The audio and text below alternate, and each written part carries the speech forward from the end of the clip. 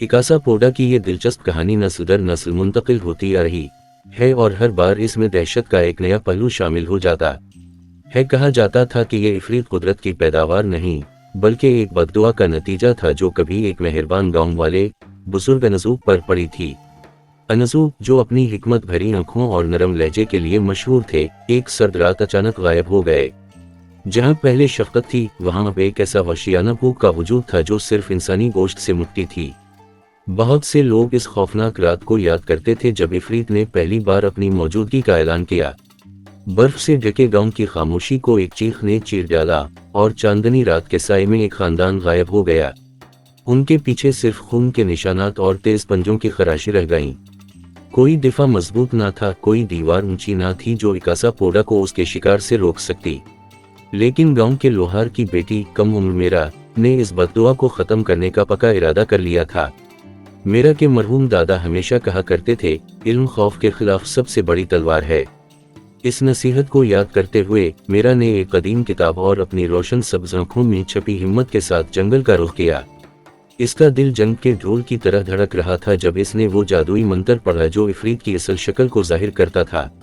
घने बादलों से भरे आसमान के नीचे मेरा का सामना इकासा पोडा से हुआ। इफरीत की आंखें, जो एक जमाने में अनजू की शफीक निगाहों जैसी थीं, मेरा की आंखों से जा मिलें।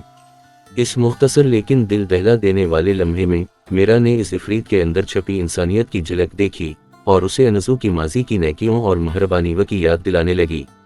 मेरा की बातों ने इस शैतानी बद्दुआ को दिल तक छीन डाला। लेकिन इकासा पोडा, जो अपने वशीपन के हाथों मजबूर था, मेरा पर झपटा। मेरा की जान बचाने का दारोमदार सिर्फ इसके दादा की आखिरी नसीहत पर था। खौफ हमें दरिंदा बना देता है लेकिन समझबूझ रूह को सुकून बख्शती है। अपनी तमाम ताकत जुमा करते हुए मेरा ने अनजू की सच्चाई और इसके हीरो होने की कहानी सुनाई। इसने खौफ के बजाय माफी की पेशकश की। जंगल के छपे हुए जानदारों की हैरत के सामने इफरीत के अंदर से एक दर्द भरी चीख बुलंद हुई। रोशनी ने इफरीत को ढांप लिया और इसकी जगह अनजू की इंसानी शक्ल जाहिर हुई, लेकिन ये सिर्फ लम्हाती था। बद्दुआ टूट चुकी थी। गांव को इस भयानक दहशत से निजात मिल गई थी। अनजू, जो अब सुकून की हालत में था, खामोशी से लेटा रहा, लेकिन इसके चेहरे पर इत्मीनान था कि मेरा की बहादुरी ने गांव को अंधेरे से आजाद कर दिया। गांव वालों ने कभी मेरा की कुर्बानी को फरामोश न किया। इकासा पोडा की कहानी, जो कभी खौफनाक थी, अब बहादुरी और हमदर्दी की अलामत बन गई। ये दास्तान याद दिलाती थी कि सबसे गहरी बद्दुआ भी उम्मीद की रोशनी से टूट सकती है।